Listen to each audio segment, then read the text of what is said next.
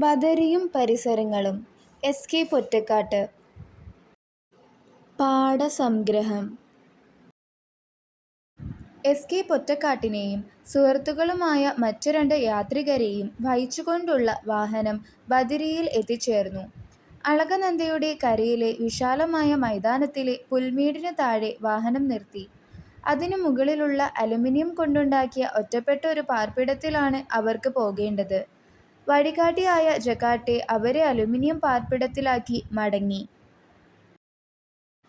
തണുപ്പിൽ നിന്നും മഞ്ഞിൽ നിന്നും രക്ഷപ്പെടാൻ കഴിയും വിധം അലുമിനിയം കൊണ്ട് നിർമ്മിച്ച കൗതുകകരമായ വീടായിരുന്നു അത്. അതിൻ്റെ വാതിലുകൾ അടച്ചിട്ടിരുന്നു. എന്തു ചെയ്യണമെന്നറിയാതെ എസ്.കെയും സുഹൃത്തുക്കളും ആ പാർപ്പിടത്തിൻ്റെ വരാന്തയിലിട്ടിരുന്ന ബെഞ്ചിൽ കുത്തിയിരുന്നു. താഴെയായി വിശാലമായ മൈതാനം. അതിനരികിലൂടെ അളകനന്ദ ഒഴുകുന്നു. അളകനന്ദയുടെ മറുകരയിൽ തകിടുകൾ കൊണ്ടുള്ള മേൽപ്പുരയിലുള്ള വീടുകൾക്ക് നടുവിൽ സ്വർണ്ണത്താഴികക്കുടത്തോടു കൂടിയ ബദരീനാരായണ ക്ഷേത്രം. ആ ബദരിപുരിയുടെ ഒരു വശത്ത് നാരായണഗിരിയാണ്. ആ മലഞ്ചെരുവിൽ ഞെരുങ്ങി വളരുന്ന പുല്ലുകൾ മാത്രമേയുള്ളൂ. ഒരു മരം പോലുമില്ല. ആടുകൾ മേഞ്ഞു നടക്കുന്നു.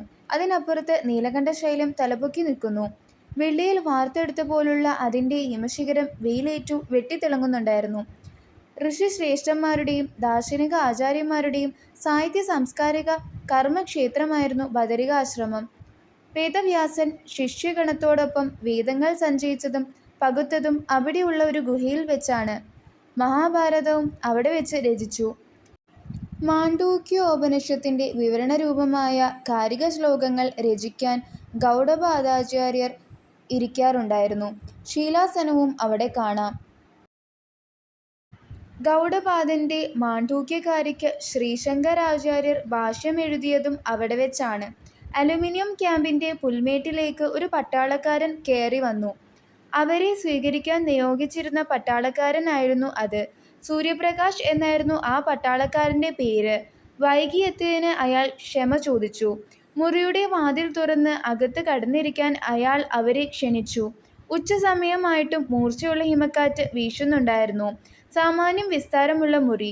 അകത്ത് കട്ടിൽ, മേശ, കസേര തുടങ്ങിയ അത്യാവശ്യ ഉപകരണങ്ങൾ മാത്രം. കുറച്ചു കഴിഞ്ഞപ്പോൾ മിലിട്ടറി ക്യാമ്പിൽ നിന്ന് ആഹാരമെത്തി.